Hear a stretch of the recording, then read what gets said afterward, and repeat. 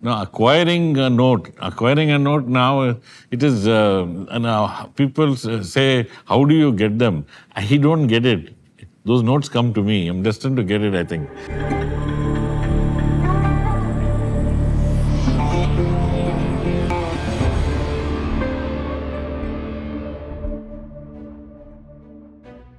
My name is Rezwan Razack. I'm the managing director of Prestige Estate Projects. I have a hobby of collecting Indian paper money. This hobby has turned into a passion, which in turn has become my obsession.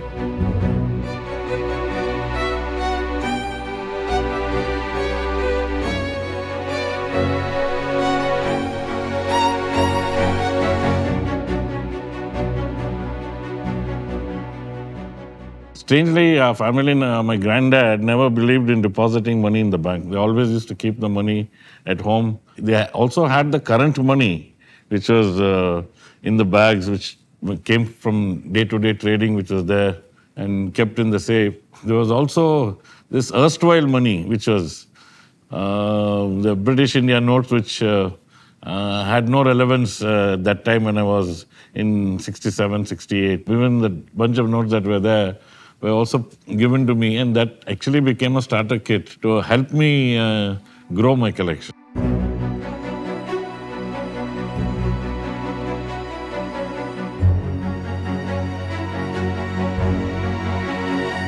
First event that happened for doing a collection was when I was in standard 7 or 8, more than 50 years ago. Lying in a safe were some Reserve Bank of India notes, which had a seal on it, a rubber stamp, which was saying that Pakistan notes payment refused. This I could not understand as a child because, we are two different countries. It's Reserve Bank of India. How is it that these are Pakistan notes and why is payment refused? Before independence, we were using the same money. Pakistan and India were together. It was one country. So when they became independent, they needed to have their money. They didn't have Pakistan notes ready. So what they decided to do was to use the British India notes, which was Reserve Bank of India, on which they overprinted. The government of Pakistan had this issued. So people moved from India to Pakistan. When they did, some notes from Pakistan were brought to India, and that overprinted notes could not be encashed in India at all. So Indians are very brilliant, So they said they thought of an idea. The best way to do it is someone can take off that overprint, scratch it off. You scratch that note off, then it becomes Reserve Bank of India, and there is no Pakistan mentioned anywhere. However, when they went to encash it, the banks had the serial numbers and the prefix of notes that were issued for Pakistan. So when they went for encashment, that's when they put the seal saying payment refused. This is the start of the curiosity and start of the collection.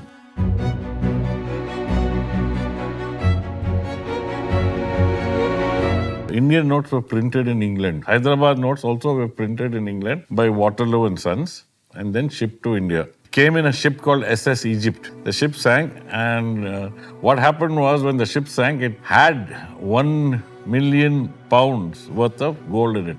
But however, what happened was it sunk to 400 fathoms deep, where they said no human could go and take it out. So I think insurance was paid, etc. But the bounty hunters didn't give up. It was 12 years later when a team called Sorima, they went and they started trying to see if they were able to pull out the gold. In the process of pulling out the gold in the hold, in the vault of the ship, they found some banknotes and they got excited. It's only when it came up they realized that those banknotes were belonging to Hyderabad. And the second thing was that they were unsigned. There is a note which is placed in the museum where the salvage team, the entire salvage team has autographed that note. Cash coupons were introduced in 36 princely states. Those are small states because we ran out of metal. Since the war, the metal had become a very rare commodity. So they had to replace that metal with paper. So they were actually paper tokens. Some the size of a stamp, some in the case of a railway platform ticket of the earlier days, made of cardboard. Only 36 states of the Northwest province were allowed to print and issue these notes. And they were used within their within the state itself. Prisoner coupons were used in the camps. First camp that was used for prisoners was the Anglo-Boer War. Those prisoners were brought from South Africa. Some prisoners were there in the Second World War. They were prisoners from the Japanese captured in Burma. We had Italian prisoners. They had to store them. We have to understand that all these guys who came here were prisoners of war. They were actually guests of the state, really speaking. To keep them active, they used to make them work. And the work is voluntary. It's not compulsory because they are guests. When they work, they used to give them money. Money was in the form of coupons and not the money that was currently in use. Because if you give the real money, there's a chance that they'll bribe the guard. Now, with these coupons, how does it help them? It helps them because, they are given rations. That's all they're given.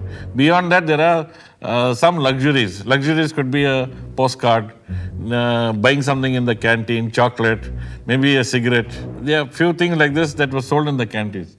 These coupons were used to buy that in those canteens. The best designed notes are the Portuguese India notes. Beautifully designed. Very, very nicely designed. The 1906 series are very, very, very artistically designed. Of course, I think in what you see, they could be the favorites to anyone because they have a good visual appeal as well. History of money is what is displayed there. Since the museum is specific to paper only, people also need to know what is the other forms of currency that were used. One is that, a simple thing like a cowrie shell. It's a shell.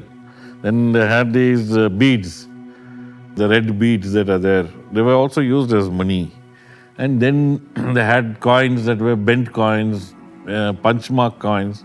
Then coins of the Gupta period. Then, of course, there were the Dark Ages. For some 600-700 years, we don't know what happened in that. Then you had the Mughal period and then British India. After British India, then it went to the credit card. And then from credit card, now it is Bitcoin and now it is all digital money.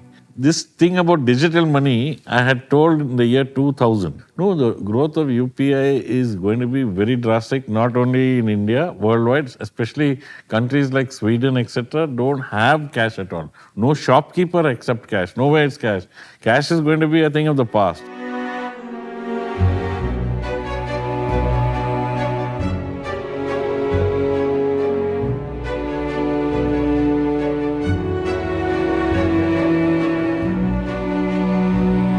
This was a movie called Octopussy. The film was shot in Jaipur, I think. And it was in some casino scene. And some money was exchanged. And that prop note is there for display. That actually is excitement for kids. RBI Governor Mr. Shaktikanta Das happened to be in Bangalore for some board meeting. He was the person who released my second book, 1 Rupee 100 Years, 2017. And I also wanted him to be because in 2017 he had signed the 1 rupee note as well. Then when he came to Bangalore on his official visit, I requested him to come to the museum. It was the first time I met him, even though brother has met him before. He said, I'll come for 10 minutes, and he was here for some 3 hours. And he quite enjoyed the whole journey. Whatever these images of these Indian banknotes that you've seen are on display in the museum, the Rezwan Razack's Museum of Indian Paper Money in Bangalore.